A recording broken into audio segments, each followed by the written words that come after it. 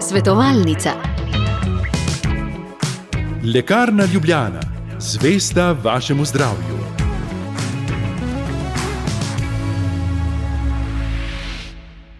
Spoštovani poslušalci, naslednje minute bodo namenjene predvsem starim staršem, ki želijo biti v pomoč svojim otrokom, tudi vnukom pri odločitvi. Ja, pomembne odločitve so pred mladimi, ki se odločajo za svojo poklicno pot, bodisi ob zaključku osnovnošolskega šolanja ali pa ob koncu srednje šole. In v svoji družbi lepo pozdravljam karierno svetovalko, gospa Nada Zupančič. Dobro jutro. Dobro jutro, pozdravljeni. Ja, nekako bova skušala podpreti tako najprej starše kot otroke pri tem odločanju, pa mogoče za začetek vprašanje, kaj se vam zdi najpomembneje pri tem, kako izbrati pravo pot, pravi poklic? Ja, mogoče ena najpomembnejša stvar je sigurno, da se mlad človek sam odloči, a ne, da v bistvu je to njegova odločitev, ker če tako pogledamo, bo v bistvu v to srednjo šolo, na to fakulteto, ta poklic bo upravljal ona. Tako da tukaj to fajn, da vemo.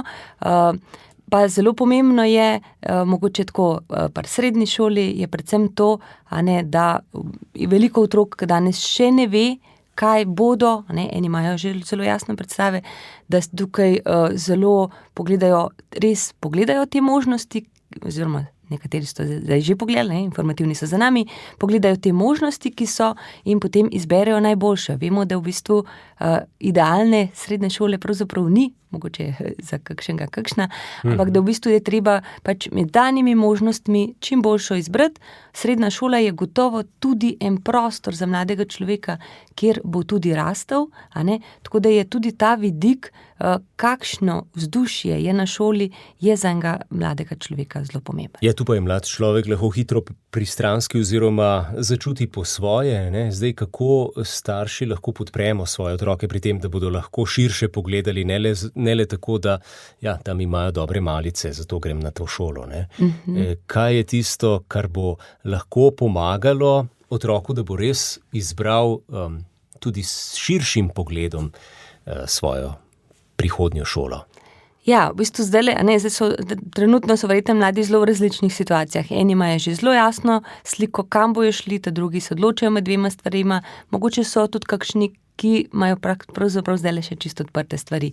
A ne, in je dragoceno, da tudi tukaj, če ima zelo jasno odločitev, da se pogleda, kaj so bili njegovi kriteriji, to se pravi, kaj je v bistvu videl na šoli, kaj mu je bilo zanimivo na šoli, da mogoče tudi to, a ne, ker bo tam moj sošolec zdajšnji, ni rečen, da bo ta sošolec tudi z njim v razredu, a ne, odvisno tudi, kjer jezik bosta zbrala, recimo, tako da,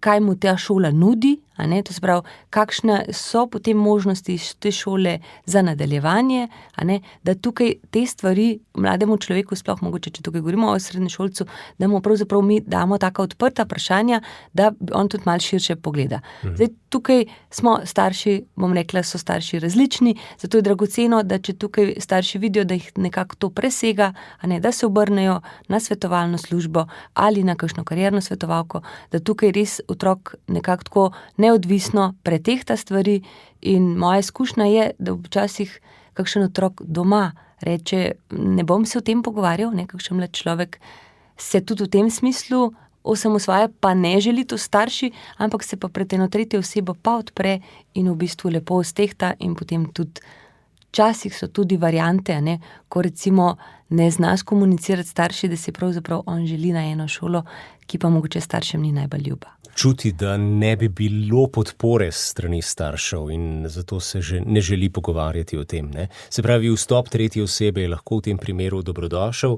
Kako pa, ko sva ravno pri tem pogovoru, kako odpirati vprašanja, kako spodbujati odprto komunikacijo s svojim mladostnikom, no? Recimo, če zdaj le nek, ne vem, nasvet staršem ali pa usmeritev.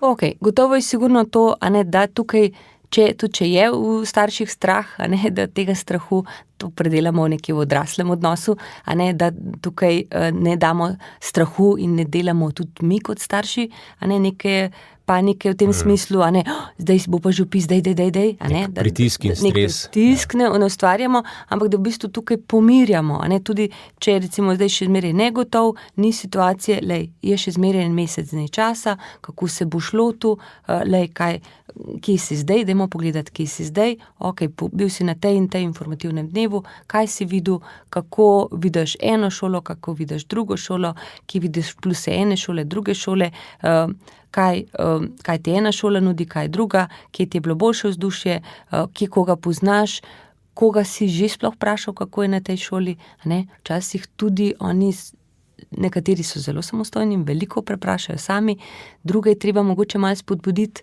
da gre tudi nekega starejšega vrstnika vprašati, kako izgleda, mogoče so kdaj strahovi pred matematiko, pred, mogoče tujim jezikom, ne, nemščina je recimo mladim majčkeno bolj tuja, ker jo manj slišijo, tako da je tukaj fajn, da te strahove razčisti, da bo potem ne bo skozi strah se odločil, ampak da bo potem čim bolj jasno s tistimi dejstvi, ki so, se odločil, kar je še spodbujam, je še to, a ne, da v bistvu tako dejansko mogoče malo počasi tudi nekako stopnjujemo, a ne, če bi se danes mogel odločiti, kaj bi se odločil.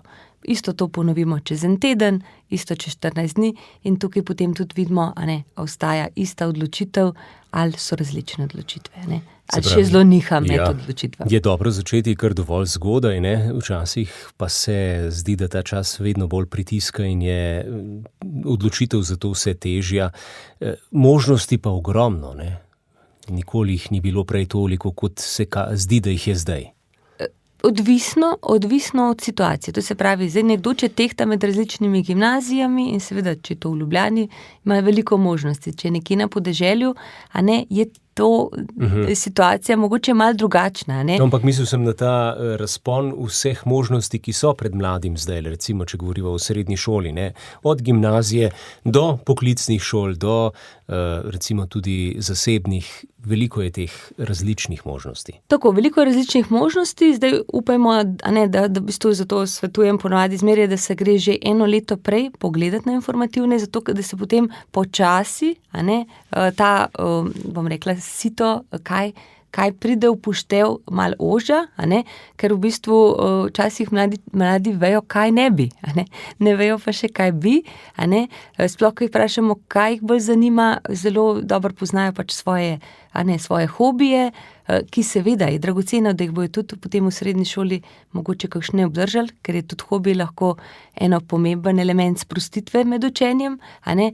Zdaj tukaj glede šol, je pa fajn, da res čim bolj vprašajo, čim bolj pogledajo in spletne strani in vrstnike, zato da res dobi eno sliko, predmetnik sam pregleda, a ne, da dobi eno sliko o tej šoli, pa mogoče tudi kaj je tisto, kar ga vleče na to šolo, a ne. Zdaj, če je odločitev za gimnazijo, potem je v bistvu odloča se med gimnazijami. Če se mora odločati med konkretnimi srednjimi šolami, je to lahko za enega mladega človeka kar stresno, a ne. Da tukaj potem res, a ne, da v ožji izbor, ne vem, recimo kozmetično, oblikovno, a ne, in zdaj tukaj med tema dvema potem stehtati, pregledati, katera bi bila boljša, čim več preprašati, pogledati tudi, kaj ta poklic zadaj predstavlja. Ne, tukaj je treba kar eno poglobljeno raziskovanje. In tega seveda mladostnik ne zmore, to je tudi naš pogled, da se zavedamo, da je dobro nabirati informacije, potem mogoče kakšna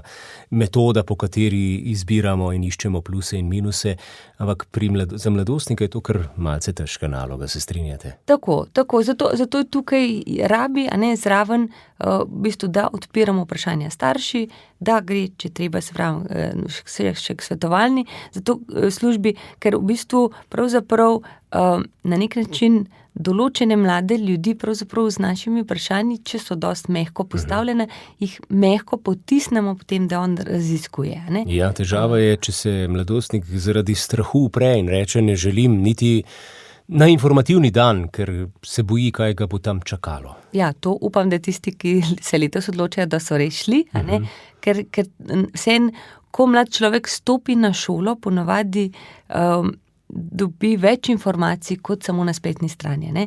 Zdaj nekateri so, bom rekla, tudi zelo zreli in v bistvu tudi že po spletnih straneh in pač se sami skomunicirajo z vrstniki, dobi že vse informacije. Ne. En drug pa v bistvu rabi stopiti pravzaprav v šolo, pregledati stvari, dobiti to nekako predstavljeno. So otroci mogoče, kakšni so tudi, mladi, ki so v bistvu mogoče iz stiske, kot ste rekel, v tem času zboleli. Jaz poznam le par primerov, da niso potem mogli iti na informativne dneve. Tukaj so še možnosti iti do svetovalne službe na srednji šoli, pregledati stvari, poklicati, pregledati, kdo je kakšen, ki je na tej šoli, da potem, če ima dve možnosti, da res stehta. Tako da v bistvu ni še nič zamujenega, treba je pač samo stvari lepo ga podpreti. Tako na mehek način ste rekli, nekako potisniti, iskati te informacije. Na mehek način pomeni kaj? Ja, mogoče to zavedanje, da v bistvu hkrati imamo pred sabo, če to mladostnik, vemo, da v bistvu, pravzaprav pri 12 letih reklame so narejene na 12-letnika. To se pravi, lahko v povprečju mladostniki že zelo razmišljajo, ampak ta pogled je lahko še dosti ozek. To se pravi, mi s svojimi vprašanji malo razširimo ta njegov pogled, kaj si pomislil na to, si upošteval tudi to, kaj pa pravijo o tem, to se pravi, res ta odprta vprašanja zelo pomagajo mladostniku, pa seveda ne preveč naenkrat, da ga ne zasujemo. No, mi bomo zdaj malce razširili pogled, da ne bom samo jaz spraševal, damo tudi možnost našim poslušalkam, poslušalcem. 01 512 10 0 je naša telefonska številka. Spremljate ponedeljkovo svetovalnico, karierna svetovalka Nada Zupančič je danes z nami. O tem, kako izbrati pravo poklicno pot, govorimo. Zdajle pa imamo že prvo vprašanje. Tako da lep pozdrav v Ajdovščino. Gospod Zdravko, izvolite, kakšno je vaše vprašanje? Se slišimo? Ampak poglavitno je najbrž prvo delo, kako nad vsem, kako izdelaš prvi razred osnovne šole. To je najbolj poglavitno in potem se gre naprej. Jaz, kad sem bil mlad, recimo, kad sem jaz šel v šolo, mene je rekla učiteljica, da nisem še sposoben zeti v šolo. In potem mama je bila trmasta in me je dala v srednjo šolo in sem padel pod njene roke in mene me je tepla po glavi in tu in jaz sem tako zasovražil šolo, da je bila groza. In jaz nisem mogel šole nikar videti. Toliko vam povem. Torej imate tako izkušnjo negativno, ne? Tudi če naveževa to gospa Nada zdajle na situacijo, če je mlad človek v stresu, če ima neko slabo izkušnjo pri odločanju ali pa če je slaba izkušnja sploh s šolanjem, potem bo to izbiro težko povlekel, ne?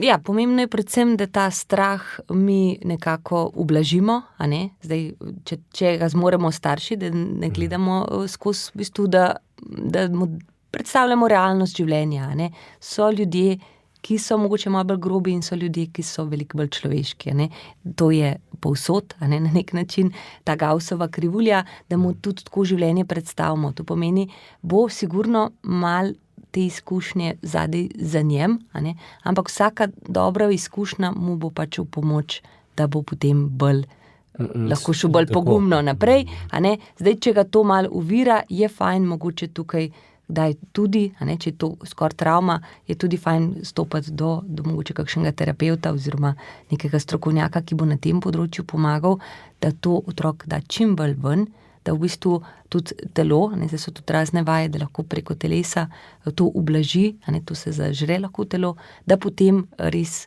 gre naprej tehtati. Ta strah, ali bom uspel, ali mi bo uspelo priti na to šolo, kamor si tako želim, velikokrat se potem zazdi res na koncu vse skupaj zelo usodno, pa je res tako. Ni, v bistvu jaz pravim, da pravzaprav do veliko poklicev se da včasih pride tudi na podesni poti, To se pravi, za določene poklice, je zelo potrebna res formalna izobrazba in, kirurg sigurno ne moreš biti brez gimnazije in potem brez medicinske fakultete, dočim mogoče nekdo, ki bi oblikoval z lesom, ima pa lahko različne poti, Če mogoče ni, recimo, lesarska šola v bližini, bo nekdo šel mogoče gimnazijo, in bo potem v bistvu na YouTubu pregledal razne stvari, začel oblikovati in potem postavil svoje podjetje. Ga bo poklic sam od sebe poklical, oziroma hobi v tem primeru, morda pa postane iz tega tudi poklic, ne? Tako, da tukaj v bistvu tudi mlademu človeku pač glede na možnosti, ki jih ima, pomagamo, da pa v bistvu lahko mu, ravno en primer sem res imela zdajle, da recimo, kaj mu gimnazija prinese, da mu tukaj malo pomagamo,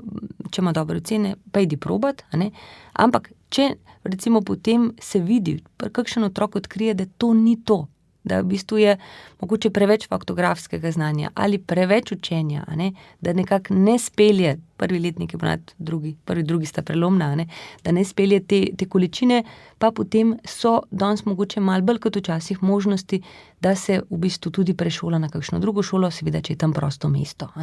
Tako da zdaj, sploh po koroni, je več te prakse, da se tudi, iz ene gimnazije prvi, drugi mesec otroci, zelo mladi, prešolajo na drugo šolo, ker nekako vidi, v tistem razredu se ne najde, ob tistih učiteljih, profesorjih se ne najde, in je te možnosti so mogoče malo večje, kot so bile v naših časih. Res je, čas je malce bolj dinamičen. Zdajle imava na telefonski zvezi gospoda Ivana. Dober dan. Dober dan. Pozdravljeni. Jaz bi sam dal eno mojo izkušnjo, kako boste vi malo pokomentirali. Bom kar kratek.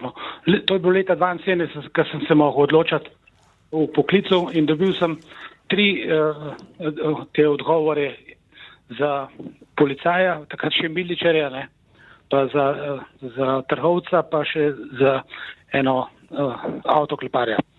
In potem jaz sem imel najbolj veselje za policaja. Doma je bila samo ena plača, ko bi bil doma rešen tega problema, ki bi tam bil v internatu, pa to ne.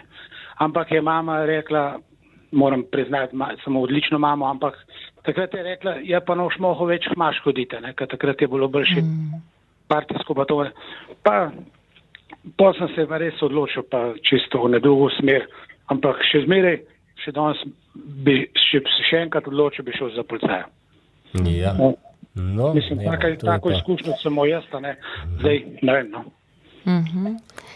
Hvala lepa, da ste jo delili z nami, gospod Ivan. Ja, sigurno v določenih poklicih je pomembno moje vrednote in vrednote v tem poklicu ali pa vrednote v tem podjetju, potem kasneje rečemo, ali pa v tej instituciji.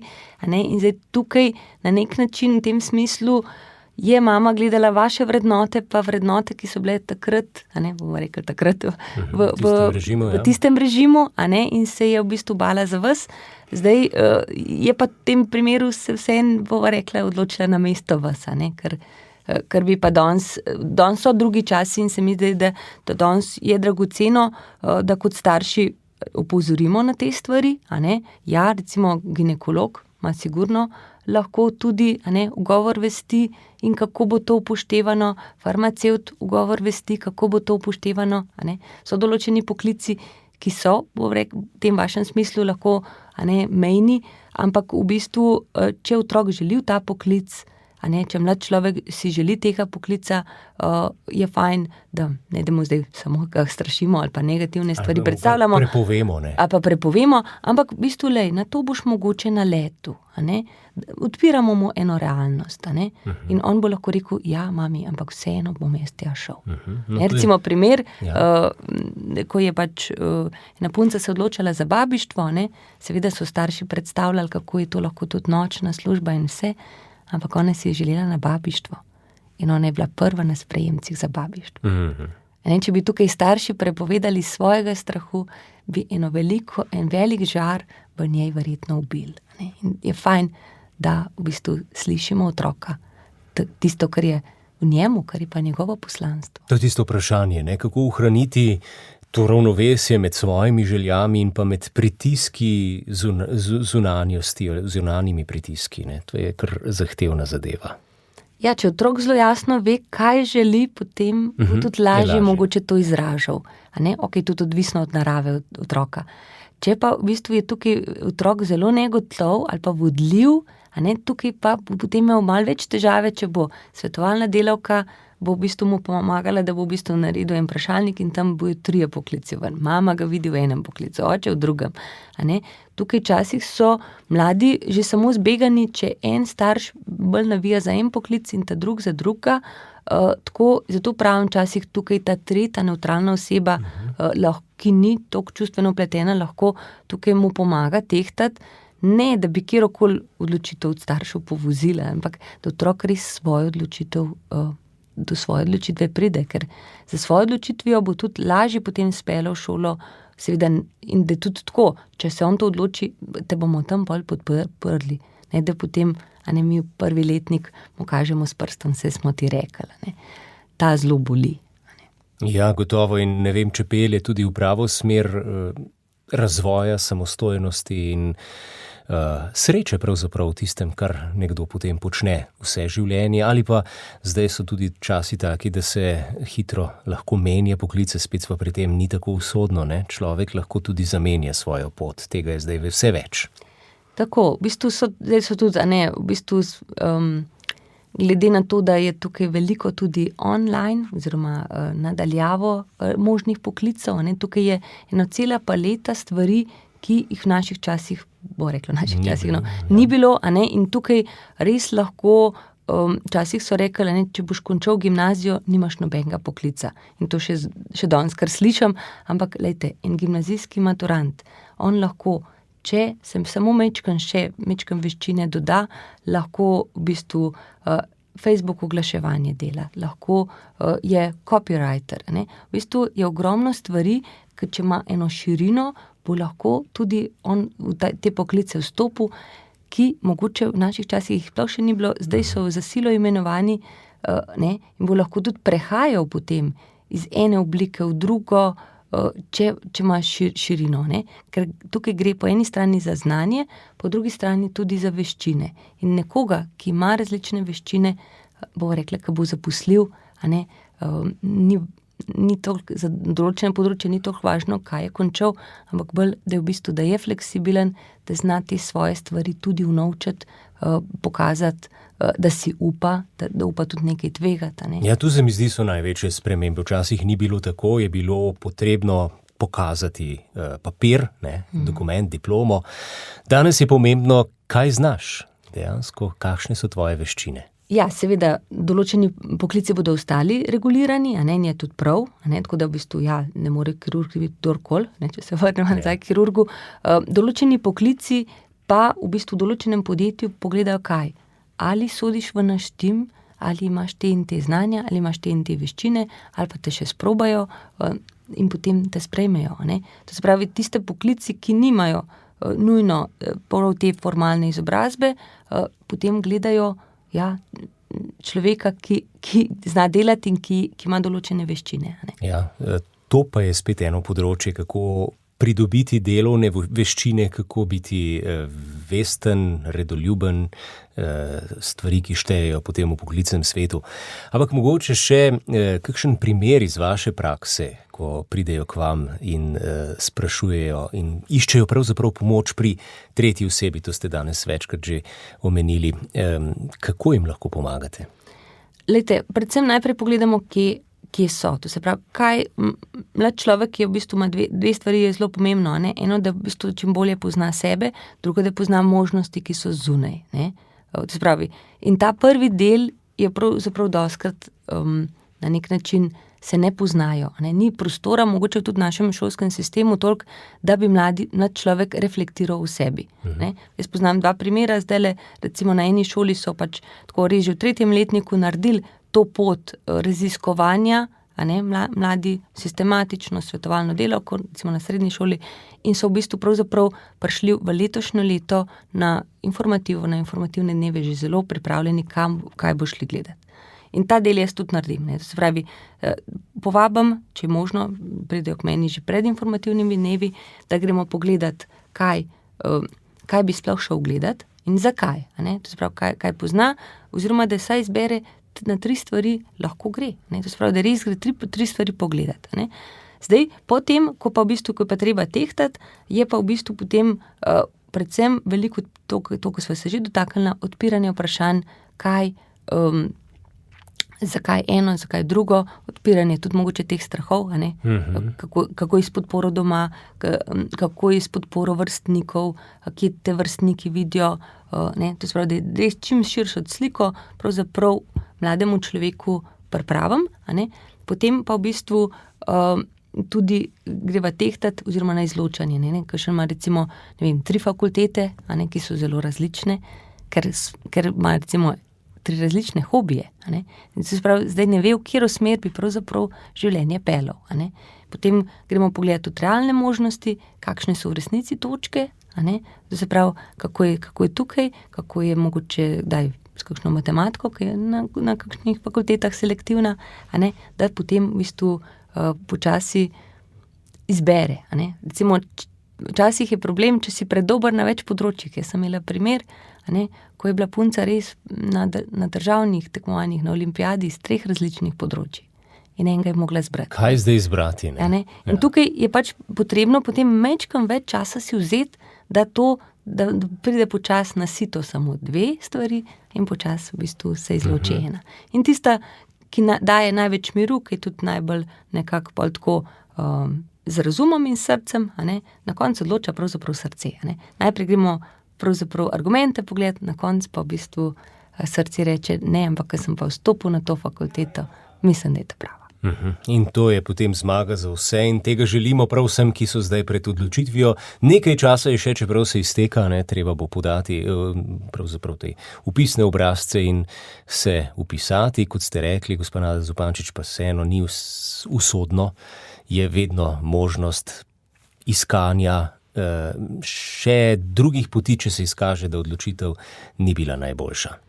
Ali pa v bistvu včasih se pač upišemo na novo fakulteto, izgubimo tisti letnik, ko bi lahko ponavljali, ampak je v bistvu lahko za nekoga zelo, zelo dragoceno, da je to odločitev naredil. Ne? Recimo, poznam primer, ko je pač želela na medicinsko fakulteto, ni prišla gor, je vzela veterinarsko, videla, da to ni to, celo leto se pripravljala, da bo popravila maturo in potem šla na medicinsko fakulteto. In je uspelo.